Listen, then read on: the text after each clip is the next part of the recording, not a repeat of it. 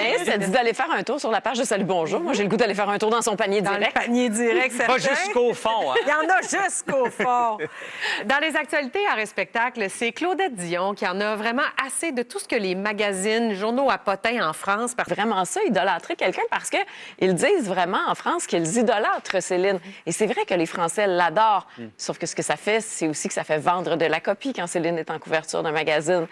Mais rappelez-moi l'époque, je vous rappelle plutôt l'époque où Renan Angélil était là. Il y avait une poursuite, justement, de ce type-là qu'il avait gagné en France contre un magazine où ils avaient été dédommagés. Donc, moi, j'ai bien l'impression que si René était toujours là, tout ça n'existerait pas. Mais il y a encore une équipe autour de Céline. Là. Comment ils vont réagir? Là? J'imagine qu'à un moment donné, ces gens-là vont se tanner.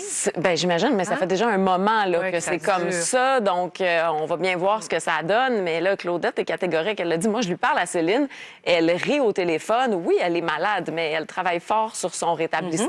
Et surtout, c'est faux là, quand on dit qu'elle est en fauteuil roulant, quand on dit que René Charles a des problèmes de jeu, qu'elle ne lui parle plus. Tout ça est complètement faux.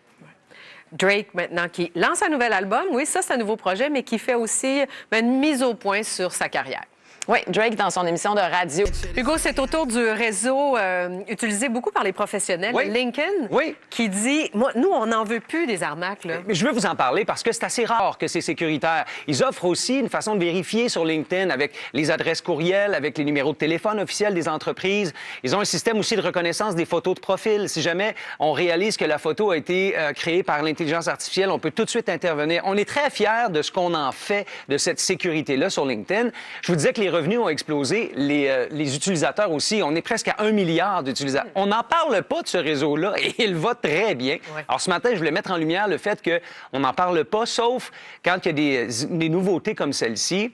Et je vous dis, moi, sans faire l'apologie de X et d'Elon Musk, il nous l'a expliqué, lui, l'intelligence artificielle va être capable de déployer un nombre faramineux de comptes, de faux comptes, et ça va créer des problèmes. Alors, déjà qu'on s'y attaque avec l'intelligence artificielle, je me dis, ben c'est intelligence contre intelligence. Devine qui va gagner? Ben, l'intelligence. Voilà. C'est ça qui arrive.